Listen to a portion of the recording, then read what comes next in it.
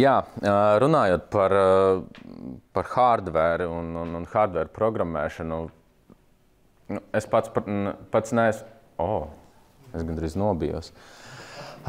Es pats neesmu programmētājs, un es jau universitātē sapratu, ka programmēšana tas nav man. Es pabeidzu IT, RTU, bet programmēšana tas nav man. Bet es visu laiku esmu bijis ļoti tuvu tehnoloģijām, vienmēr gribējis darīt kaut ko tādu, kas citiem liekas varbūt galīgi crazy un tā tālāk. Un tāpēc vienā savu, teiksim, to darbu mūžu es esmu veltījis pārdošanā, bet tehnoloģiju pārdošanā. Un 14. gadā mēs ar bijušiem kolēģiem izdomājām, ka mēs gribam radīt kaut ko un radīt, respektīvi, no drošības tehnoloģijām. Un drošības tehnoloģiju jomā mums bija viens klients saistīts ar meža nozari, kuram vajadzēja mobilas video novērošanas sistēmas. Tas stropa stāsts sākās tiešām 14. gadā. Un tad, kad teiksim, tas klients ar mums runāja, viņš teica, jā, principā jūs mums piegādājiet, un principā mēs uzreiz tūlīt iegādāsimies. Un tā mēs, nesaprotot ļoti daudz no programmēšanas, nesaprotot no produktu izveides, mēs izveidojām montāžas kārbā video kameru. Izskatās diezgan šitī, jāsaka. Mums pašiem likās, ka rīktīgi forši, bet nebija labi. Un klients, diemžēl, arī nenovērtēja mūsu centienus un neiegādāja šo sistēmu. Bet bija tāda sajūta, ka patiesībā mēs to varam izdarīt labāk. Un varbūt ne visi kopā, bet man bija sajūta, ka ir jābūt labākam risinājumam. Un domāju, kā mēs varētu, uztaisīt tādu sistēmu, kur līdzīgi kā power tooļiem noņemam nost bateriju, uzliekam uzlādētu. Un tādā veidā mums tapa strops. Atkal, domas bija tādas, ka tas būs viegli, pieņēmām vienu mazliet apbružājušos programmētāju darbā elektroniķi, kas ir robotikas pulciņā strādājis, viena pilnīgi no skolas, un likās, tūlīt viss aizies. Neaizgāja. Bet kaut kā iekšā bija tā sajūta, ka vajag turpināt. Turpini un ej uz priekšu, un līdz uztaisījām pirmo, kas apmēram strādāja. Cik no jums ir vispār ar elektroniku kaut kāda pieredze? Daudz. Varbūt ar plašu izgatavošanu arī ir? Arī ir kaut kādas, ļoti labi. No pieredzes, teiksim, elektronikā es zinu, ka, teiksim, 3. iterācijas plates jau varētu būt tādas, kas ir izmantojamas jau produkcijā. Mums ar pirmo, man liekas, kāda 11. vai 14. iterācija bija. Bija tādas iterācijas, kuras mēs pasūtam plates, un viņas vēl nav atnākušas, un inženieri saka, jā, šitās nebūs. Nebūs, jā. Neko, zin kā, vienīgais, ko mēs esam zaudējuši, ir resursi, laiks un nauda. Ejam tālāk.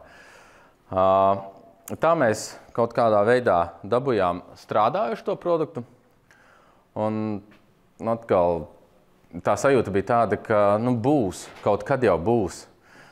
Pirms vēl mēs pirmo produktu piegādājām, es jau biju pārdevis dažas sistēmas. Man klients jau bija samaksājis arī un vajadzēja piegādāt. Un viena no tādām pieredzēm bija tāda, ka jau kavējam patiesībā to laiku jau pa kaut kādu mēnesi. Un es saku, ka riktīgi jāpiegādā, ka vajag piegādāt to visu pirmdienā, jo sarunājam, ka pa sestdienu, svētdienu mēs saliksim ar kolēģiem. Un es atbraucu no rūpnīcas piektdienas pēcpusdienā, un es saprotu, visas detaļas ir, bet viņas kopā nevar salikt. Vai arī var salikt, bet iekšā neko nevar ielikt. Neko, un tad es, kā saka, zvanīju rūpnīcas vadītājiem, teicu, Klau, tāda lieta ir, man vajag, es izdomāju, kā to atrisināt, un aizbraucu uz rūpnīcu, un Tur neviena nebija. Bija kaut kāda blakus mājiņas strādāja, un es te rūpnīcā pārtaisīju tos stropus, lai varētu piegādāt nākošajā nedēļā. Nu, lūk, un tā tas mums paveicās. To izdarījām. Klienti, diemžēl, pat līdz šim brīdim no meža nozares mums nav neviens klients, bet mums ļoti daudz, pārsvarā visi klienti ir no pilsētvides. Mēs nesaprotam, kāpēc pilsētvidē vajag kameru uz baterijām, kur viņi viņas izmanto. Un gadiem ejot, pārsvarā tika izmantots, lai apkarotu nelegālo mēslošanu. Respektīvi, kāds cilvēks izdomā, ka viņam riepas nav vajadzīgs, viņš aizved pie konteineriem, izmet savas riepas. Un tā ir milzīga rūpala visur. Un pārsvarā līdz, man liekas, ka 20 kaut kādam otram gadam tas bija galvenais mērķa tirgus. Bet turpinot attīstīties, mēs sapratām, ka mums vajag šo risinājumu padarīt lētāku, funkcionālāku, un 19. gadā mēs pieņēmām lēmumu, ka mums vajag uztaisīt jaunu risinājumu. Jaunu risinājumu, kas nebūs fokusēts tikai uz vienu ražotāju kamerām, bet būs fokusēts bez kamerām. Vispār, ka lietotājs varēs savas kameras pielikt, mēs nodrošināsim barošanu un datu pārraidi. Un tā tika izveidots Nextcams, tā zīmīgi, lai, ka mūsu nākošā kamera būs nākošā kamera. Nextcam. 2 gadus attīstījām, līdz pienāca Covid 20. gadā. Jā, pirms vēl Covidā mēs izstrādājām pilnīgi visu no nulles līdz pat skrūvēm, kad custom-made skrūves tika izgatavotas. Un pienāca Covid, apstājās tirgi, apstājās ražošana, sākās komponentu krīze. 2 gadus, principā, nebija iespējams dabūt čipus, mikrokontrolerus, mikroprocesors un tā tālāk. Sākās grūti laiki, un tie laiki, jā, šeit ir tas Nextcams tika arī uzstādīts testos, kaut kāds 8 mēnešus, man liekas, viņš nostāvēja uz ielas, viņš pierādīja sevi, testējām, ķērām baby bugs, un jā, par Covidu. Sākās komponentu krīze. Kas notiek, kad ražošanā jūs esat uztaisījuši brāķi? Principā nekas, jūs iemetiet tās komponentu, tās plates elektroniku kastēs un nobāžiet viņu, jo nav izdevīgi viņas remontēt. Izdevīgāk ir uztaisīt par jaunu. Tad, kad sākās Covid, mēs visi ļoti uzmanīgi paņēmām tās kastes ārā, lasījām nošu čipus un taisījām plates jaunas ar tiem, nesanākušajiem čipiem. Ne visi sanāca, protams, bija kaut kādi brāķi un tā tālāk, bet tas ļāva pārdzīvot to krīzi nenormālo, kas bija. Jo principā mums noliktavā bija pār pa 100 000 iekārtās, bet nebija dažu čipu, kādēļ mēs vispār neko nevarējām pārdot. Lūk, un tajā brīdī nācās arī, protams, pieņemt kaut kādus, nevis kaut kādus, bet, skarbus lēmumus, atbrīvot visus darbiniekus un pārcelties uz outsource. Un to mēs izdarījām un pārdzīvojām tos 2 gadus. Un tad atnāca 23. gads, kad tirgus palaidās vaļā. Un mēs principā 23. gadā, mēs varējām ražot, mēs varējām beidzot visus 2 gadu apjomus piegādāt klientiem, ražošanas procesu. Klienti ir priecīgi, viss ir baigi superīgi, mēs varam publicitāti taisīt un viss ir baigi forši. Bet tā sajūta, tā 23. gada beigās ir, baigi super, bet parasti, kad nāk augsti kāpumi, nāk zemi kritumi, un nevar saprast, cik ilgi tad būs tas augstais kāpums. Un nebija baigi ilgi jāgaida. Gads vēl nebija, kā saka, beidzies. mums sāka parādīties problēmas ar to, ka randomā iekārtas uzkarās. Tev ir pāris, kaut kāds vairākas simti iekārtu pa visu Eiropu izmētāts, un katru dienu 10 uzkarās, un tu nesaproti, kas pa vainu. Izrādās, ka ne tikai mums bija komponentu krīze, bet arī visiem mūsu piegādātājiem, no kā mēs ņemam kaut kādus, teiksim, gatavos modelīšus. Tur nomainījušies ir kaut kāda maza detaļa, kas nav tieši kompatibla ar visu to elektroniku. Mums nācās pārbildot visu Linuxu, mēģināt izķert visas problēmas. Un tas nav tā, ka tu izķer problēmas, tev ir kontrolēta vide uz galda. Mums uz galda viss strādāja, nekādu problēmu nebija. Problēmas bija tad, kad bija pie klienta. Un iedomājieties, 23. gadā mums bija ļoti daudz pasūtījumi, ļoti daudz piegādes, un tās visas bija defektīvas. Un tas bija pats gada sākums, nezinu, janvāris tur līdz februārim. Februārī mums pēkšņi Strasbūrā pasaka, ka nodega datu centrs aizdegās. Atrabīja serverus. Labi, mēs gribam pārslēgties uz jauno. Izrādās, ka tā otrā instance arī hostējas turpat tajā pašā Strasbūras serveri. Bļāviens, mums viss portāli nogrūši, netiek neviens klients klāt pie savām kamerām. Pa vidu vēl tādas problēmas pienāk aprīlis.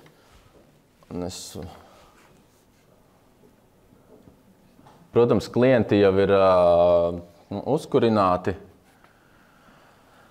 Viena no teiksim, klientu lādēšanas vietām. Un kaut kā baterijas, ko mēs tikko esam uztaisījuši tajā 19. gadā R&D, esam ieguldījuši pār pa 100 000. Izrādās, ka inženieris nav kaut ko vienu corner case pamanījis. Nav garš vēl minūtīti, mēs varam redzēt, kas notiek, kad litija-ionu baterijas aizdegās. Video ir 2 minūšu garš, principā minūtes laikā nodeg viss. Tās liesmas ir tik karstas, ka viņas aizrauja nākošās baterijas līdzi. Tā ir jūsu noliktava vai tas ir? Nē, tas ir klientam. Tā ir klienta noliktavā. Tas pats klients, ar ko mēs pirms tam 23. gadā baigi sarokājāmies, riktīgi forši. Clients of the year, viņam nodega principā visa noliktavā. Iedvesmojoši, ne? Tā. Kā mēs... Kā lūdzu? Filmēts ar jūsu kameru. Nē, tas nebija filmēts ar mūsu kameru. Kā es varu tikt tālāk? Aha. Šis ir tas, kas paliek pāri pēc tam, kad teiksim, ir nodzēsts ugunsgrēks. Principā mēs pat nevaram saprast, kas izraisīja šo aizdegšanos, jo viss ir sakusis. Pie tam litiju nevar nodzēst. Viņu liek tādos konteineros, lai ierobežotu karstumu. Viņš zem ūdens dega. Un tikai laimīgas sakritības pēc, mēs ar inženieriem pēc tam runājot, kas tur ir pa vainu un kurā vietā, izrādās, jā, tiešām tur bija gandrīz neiespējams gadījums. Tur jānotiek 3 lietām, lai teiksim, tas izraisītu baterijas silšanu. Tur bija kaut kādi tranzistori siluši, tāpēc, ka viņi līdz pusē atvērušies, līdz pusē aizvērušies un tā tālāk. Un bateriju menedžmenta sistēma ir pie pašas baterijas, un viņi uzsildīja šūnas un izraisīja ugunsgrēku. No tā, protams, mēs nevaram saprast. Ko tas nozīmē no biznesa viedokļa? Mēs atsaucam visas iekārtas no tirgus. Un, protams, ka mūsu partijas bija beidzies jau dažus mēnešus iepriekš. Un ir biznesa lēmums. Tu vari pieņemt, nezinu, tur ielikt kā strauzes galvu zemē un teikt, nē, neko. vai arī tu saproti, ka nē, mums tās putra ir jāizstrēb un principā ir jāatsauc viss. Tā mēs, man liekas, 3 mēnešos intensīvi sūtījām visas baterijas atpakaļ uz Latviju no visas Eiropas. Atsaucām visas pārdotās, ne visas, bet tās jaunās pārdotās baterijas 23. un 22. gadā. Salabojām viņas un aizšipojām atpakaļ. Tas mums izmaksāja krietni naudas žūksni, bet mācība bija laba.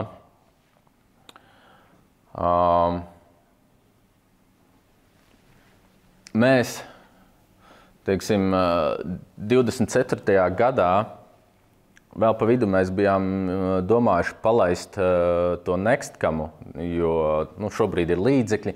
Mēs varam saviem līdzekļiem, saviem resursiem palaist Nextcamu tirgu. Tur bija krietnas investīcijas nepieciešamas. Šīs problēmas, visas tehniskās problēmas, kas mums bija, mūs atkal atsita atpakaļ. Mēs nevarējām nonākt tālāk ar Nextcamu un varbūt pat labi. Un tādā veidā augustā radās ideja, ka īstenībā mums nevajag Nextcamu. Mums vajag kaut ko, kas ir vēl vienkāršāks un vēl vairāk tiek tirgots pasaulē kā Nextcams. Un tā mēs izdomājām, ka varētu uztaisīt Enerboostu. Un Enerboosts ir baterijas paka, kur tev nav nekas cits klāt, kā tikai pieslēgums 220 un 4 PoE porti, kur tu vari pieslēgt rūterus, kur tu vari pieslēgt kameras, IP skaļruņus un tā tālāk. Un baterijas, jā, es varu pateikt, baterijas ir mūsu, kā saka, jājam zirdziņš, arī no kļūdām mēs mācāmies. Un patiesībā es varu pateikt, ka no kļūdām mēs mācāmies visvairāk, jo teiksim, partī mēs nemācāmies. Mēs neanalizējam, kāpēc tad mēs esam, kā saka, veiksmīgi šajā brīdī.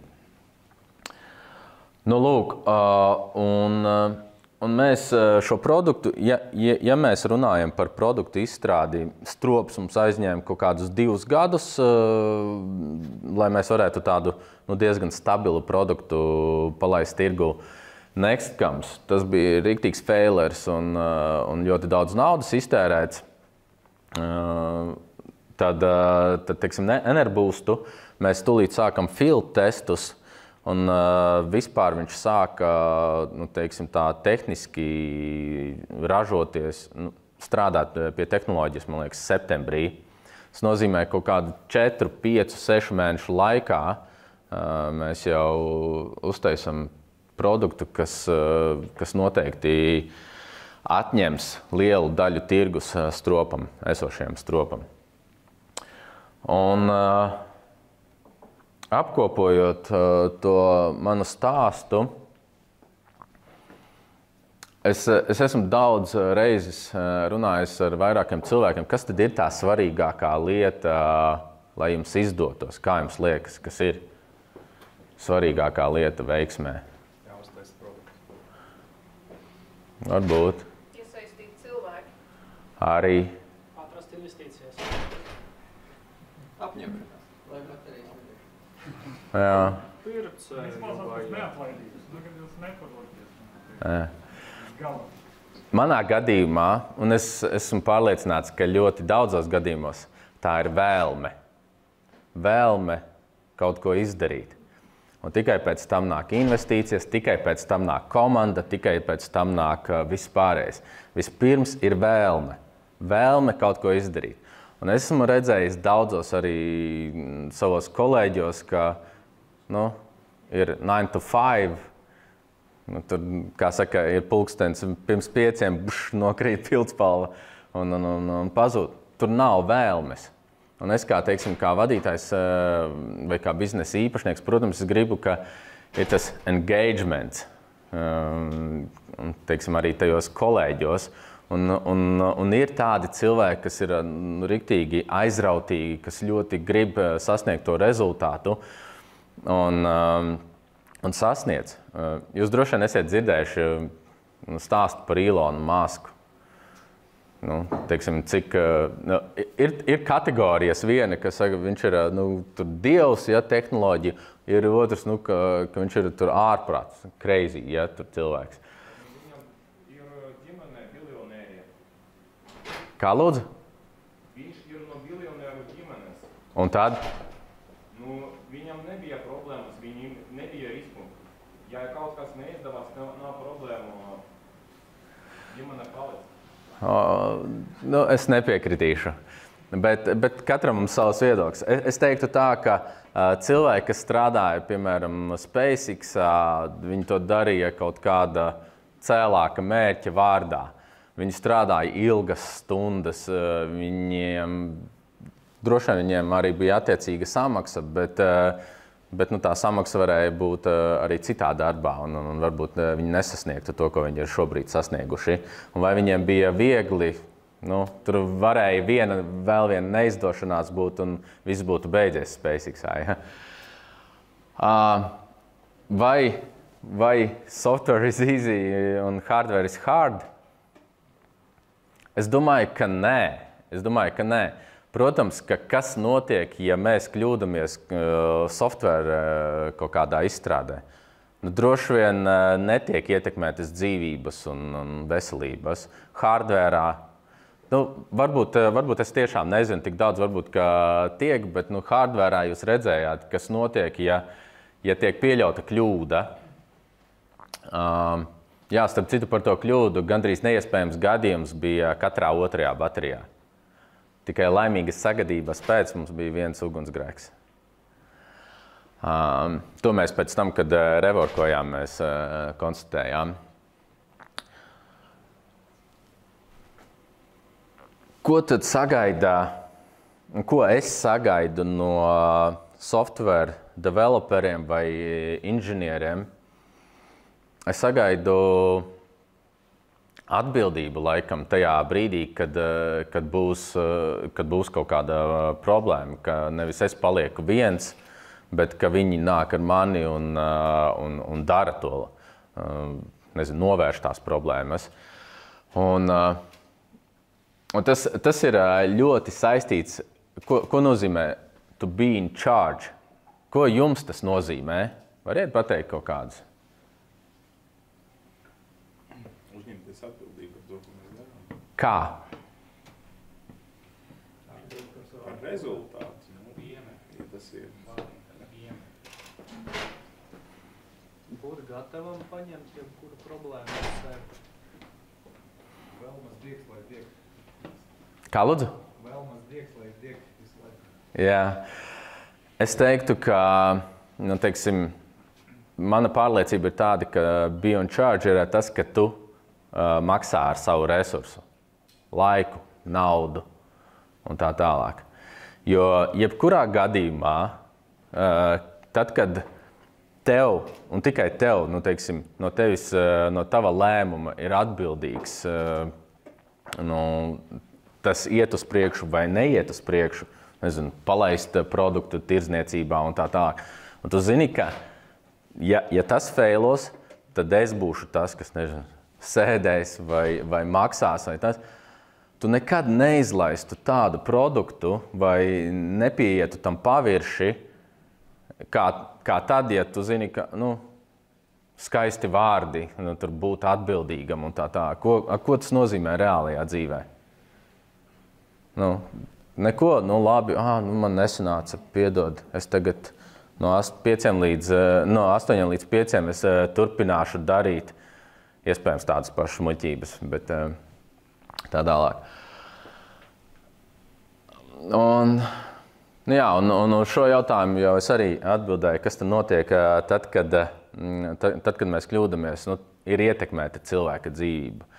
Tas notiek gan autoindustrijā, gan baterijās, gan tādā veidā. Esmu dzirdējis, ka Vācijā, piemēram, inženieri vai C līmeņa vadītāji CEO nav atbildīgi par nevis IT, bet tehnoloģiskajām faileriem.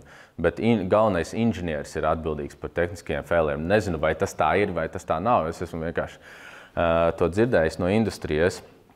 Un, protams, ka tajā brīdī tad vācieši saka, mums tur German DNA, bla, bla, bla, ka par visu ir tā padomāts. Vai tas ir, vai tā ir taisnība vai nav, to mēs katrs pats varam redzēt, bet, Vācija ir uzbūvējusi kaut kā tādu viedokli par sevi kā milzu ražošanas lielvalsts. Kad es sāku stropu, kad mēs sākām vispār ražošanu, es domāju, tagad es būšu viens no tiem, kas pacels Latviju, kā ražojošu lielvalsti, un tad man iehitoja patiesība. Ja tev vajag nokrāsot alumīnija detaļas pulverkrāsā, tad Latvijā ir tikai 2 kvalificētas krāsotājas, un neviena ar tevi nerunā. Neesam mēs pagaidām lielvalsts. Paldies!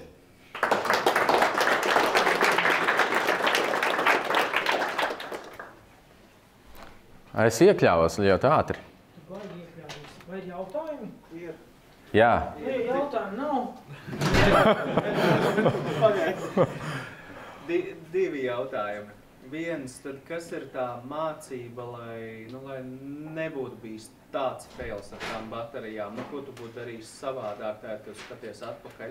Un otrs, kā ar apdrošināšanu šajā visā? Jā. Es sākšu ar apdrošināšanu, pēc tam par mācību.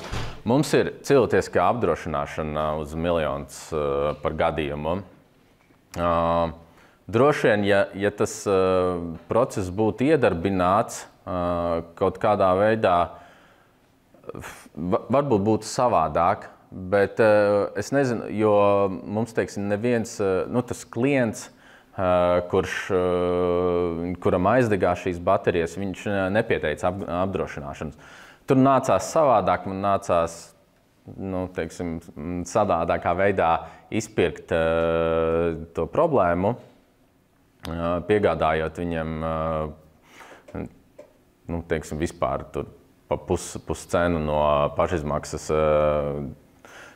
baterijas jaunas. Respektīvi, nolikt, protams, un papildus visas tās izmaksas, kas bija shippings, remonts un tā tālāk. Bet tā cilvēciskā apdrošināšana netika iedarbināta. Iespējams, ja tas būtu noticis kādam citam klientam, tad būtu iedarbināts šis mehānisms. Tas, ko es mācījos, vismaz kā pasūtītājs, es nevaru zināt, vai inženieris nav pieļāvis kaut kādu kļūdu, bet tas, ko es varu darīt, es varu iedot citam inženierim 4 acu principu, lai pārbauda. Tā ir viena lieta. Otra lieta ir nepieciešami field testi. Mums sakrita tā, ka bija bada periods, mums vajadzēja katru darījumu. Ja inženieris teica, ka būs, tad būs, ja? Un tur pat īstenībā bija 2 inženieri, kas teica, ka būs, un nebija. Jā, mēs nevaram būt pasargāti, ka mēs nekļūdīsimies. Jā. Kaut kur es biju dzirdējis, ka uzsākt industriju tā kā no nulles sanāk 30% dārgāk nekā valstī, kurā jau ir tāda industrija. Un kā jums sanāk, konkurēt, tad ar ķīniešiem un visiem šiem lētajiem šādu produktu izstrādātājiem, jo noteikti gan jau ir konkurence arī vispār. Es nezinu par procentiem, bet es pilnīgi noteikti varu piekrist, ka ir sarežģīti uzsākt, it sevišķi, ka tu nezini nevienu tajā industrijā. Tu ej runā ar cilvēkiem, nezinu, tiecies mītapos, socializējies, prasi, kā jūs to dariet un tā tālāk. Tas, protams, paņem laiku un neļauj ātri virzīties uz priekšu. Vai tie ir 30%, vai tie ir mazāk, nezinu. Kā mēs konkurējam ar ķīniešiem, mēs nekonkurējam. Šī ir tik ļoti liela niša, ka viņi nav šajā nišā. Bet mums ir jākonkurē ne tikai, mums ir jākonkurē ar vietējiem Eiropas kopētājiem, kas mūs kopē. Un pat tādā veidā, ka viņi atļaujas mūsu bukletus ielikt e-pasta mārketingā un atsūtīt vārds vārdā. Ja? Pat tik ļoti bezkaunīgi ir. Un tad man, teiksim, tad, kad investori savulaik bija, viņi prasīja, vai tu esi patentējis to? Un es saku, nu, vai kādam no jums ir pieredze ar patentiem? Nē. Es saku, man ir tā pieredze tāda, ka nav jēga patentēt tehnoloģiju, kuru var nomainot, nezinu, slēgšanās mehānismu. Tas pavisam cits produkts. Mans pieejams bija tāds, ej ātri tirgu, paņem tirgu, pēc tam katram nākošajam būs grūtāk paņemt to tirgu. Jā. Jā, tieši par kādiem skaitļiem, varbūt, cik apmēram bija tie pārdošanas, tur vienības un naudas, un otrs jautājums par motivāciju, cik procenti no uzņēmumu piederēja darbiniekiem? Darbiniekiem neviens nepiederēja, procenti nepiederēja. Mums tā komanda nebija liela. Mums štatā bija 5 cilvēki un kaut kādi 7 bija outsource. Pirmais, par vienībām. Man ir jāpaskatās, mēs esam ap kaut kādiem 400 līdz 500 sistēmām pārdevuši. Viena sistēmas apmēram cena ir 10 000 tirgus cena. Tas ir 2 baterijas, visas komunikācijas modelis un tā tālāk. Jā, Fina. Kā tev sanāca ar hardware inženieru atrašanu Latvijā? Tieši kura hardware? Hardwaream ir mehānika un ir elektronika. Plaša izstrāde. Nu, es teicu, sākumā es atkal neko nezināju. Es varbūt būšu tāds provokatīvs. Kāpēc, teiksim, uzņēmēji nemīl zinātni? Man kādreiz patikās. Tāpēc, ka zinātniekam rezultāts ir arī, ka nav rezultāta. Ja? Un man kā uzņēmējiem vai kā tam, kas, teiksim, maksā, man nedara tāds rezultāts. Es saprotu, ka jūs variet, nezinu, to krūzīti nepieliet šādā veidā, bet, atrodiet iespējas, kā to pieliet citā veidā. Tāpēc, teiksim, saistībā ar zinātni, man tas viedoklis, protams, ka viņš var, teiksim, atšķirties, un tas nav viennozīmīgi jāuztver kādu pareizu. Bet manā gadījumā, neko nezinot no elektronikas, neko nezinot no inženierijas, es uzrunāju cilvēkus, kas bija ar robotiku saistīti. Un tad es pieņēmu vienu elektronikas studentu, kurš patiesībā ļoti ātri aizgāja tam robotikas entuziastam pa priekšu, un tādā veidā mēs darījām. Protams, ka tagad es zinu, ko darīt un ko nedarīt, un es tā nebūtu darījis, kā es darīju pirms 10 gadiem. Kā izskatās? Ir daudz cilvēku spēcīgi, kas reiz meklēja, un es neatradu. Domā bija tāds. Kas izstrādā elektroniku? Jā, plaši izstrādā. Kaut ko tādu, jā, vispār Latvijā. Redzi, vispirms jau tev vajag inženieri, kas nodefinē prasības. Tas ir ļoti labs, tā ir ļoti laba lieta, jo teiksim, es nebiju tāds inženieris. Es teicu no biznesa viedokļa, man vajag, nezinu, tur kasti ar 4 ievadiem, kur var pieslēgt kameru. Es mazliet trivializēju, protams, bet es neesmu tas, kurš nodefinēs, kam ir jābūt, no kā.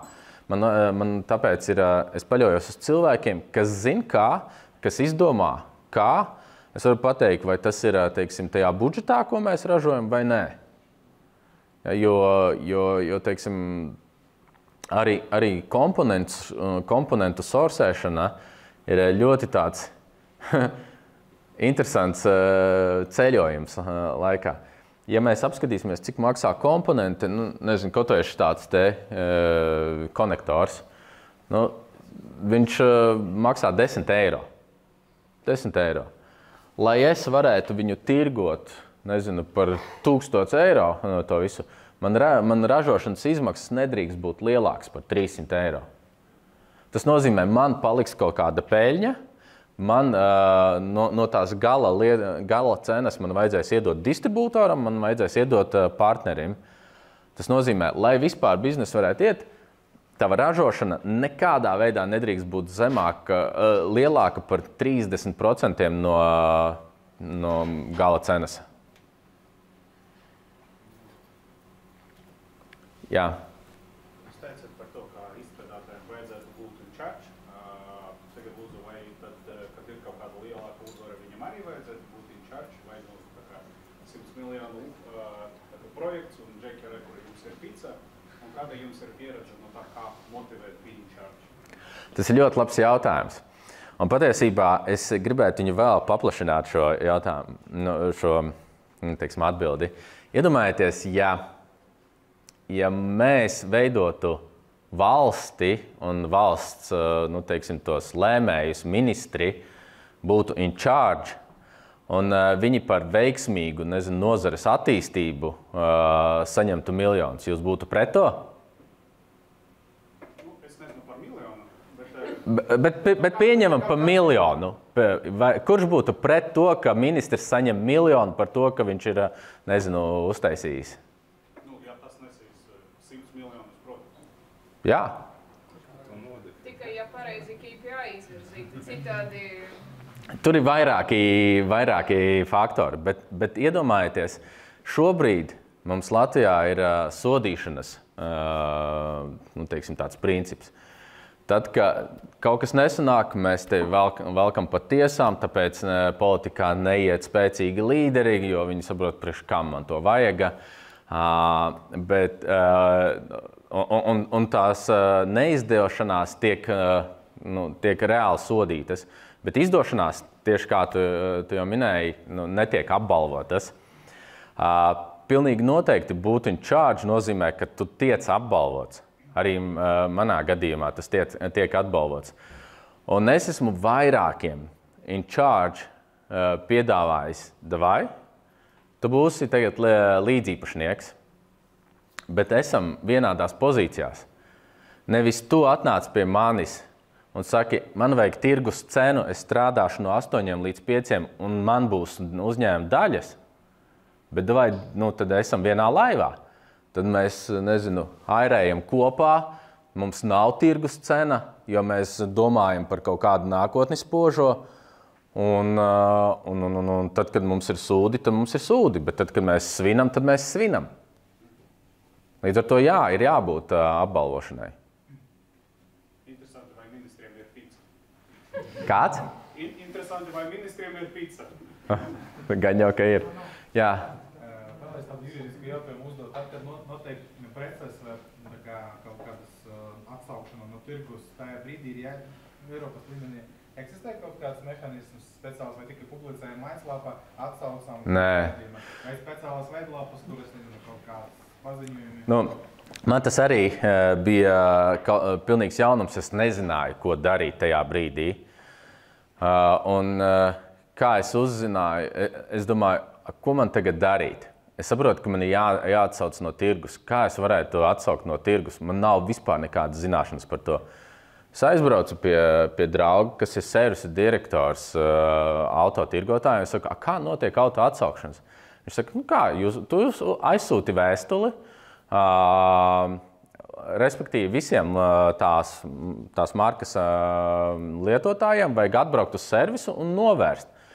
Novēršana ir uz taviem līdzekļiem, bet piegāde un tā tālāk tev nav viss par jaunu jādod. Tev nav jāmaksā jaunas iekārtas cena, tev ir jānovērš tas. Un tev saprot, ok, tas ir izdarāms.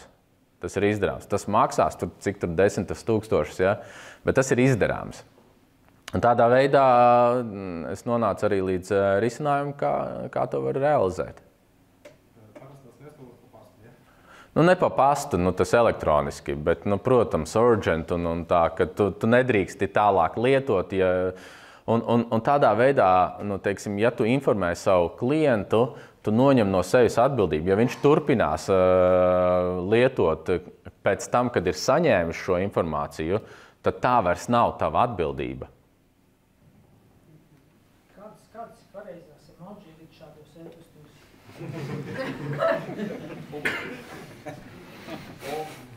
Sarkana izsaukuma zīme, varbūt pat 2 vai 3.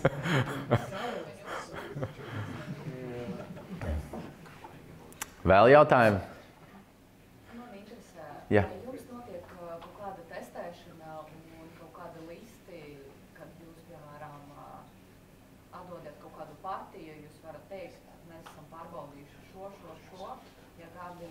klientam kaut kas notiek. Bet jūs zināt, kā jūs esat to visu izdarījuši. Jā, bet tas jau tevi neatbrīvo no atbildības par to, ka tu esi piegādājis defektīvu risinājumu. Mēs testējām izstrādes laikā tās iekārtas, un viss jau bija labi. Un arī tās baterijas, viņas neizdegās uzreiz. Viņas tur, nezinu, pagāja kaut kādi mēneši, kad pie klienta ikdienā viņas tika lietotas, un tikai tad. Jā, Tas process nepalīdzēja novērst problēmu. Es domāju, ka līdzīgi kā avio industrijā, mēs ieviešam kaut kādus procesus no incidentiem. Un tieši tāpat mēs tagad zinām, kas bija pie vainas. Nu, tā noteikti sadaļa, kas bija pie vainas, mums otrais negadīsies. Un šis bija mans jautājums arī inženieriem. Vai jūs variet man, apgalvot, ka otrais šis nenotiks? Un viņi teica, nē, nevaram. Un tad ir jautājums, cik procentus jūs dodiet, ka tagad točna viss būs kārtībā? Nu, tad viņi iedod kaut kādu skaitli. Un tu saproti, ko darīt ar to skaitli. Es, kad RTU mācījos, mums bija tāds priekšmets varbūtību teorija un gadījumu procesi. Un pasniedzējs man saka, hei, re, kur ir uz galda ir konfektes, 100 gabalas. 2 no tām ir nāvējuši indīgas. Industrijā, kas ir apdrošināšana, 1–2% ir praktiski drošs gadījums. Bet vai jūs no tās kārbas ņemtu končas? Būtu interesanti. Kas notiks tālāk? Drošs gadījums tādā ziņā, ka 1–2% no studentiem nomirs. Ja visi izņems visu to te, tas tāpat kā ar krievu ruleti, ja? Tur tikai 1 no 6 ir. Paldies tev, taisīsim pauzi.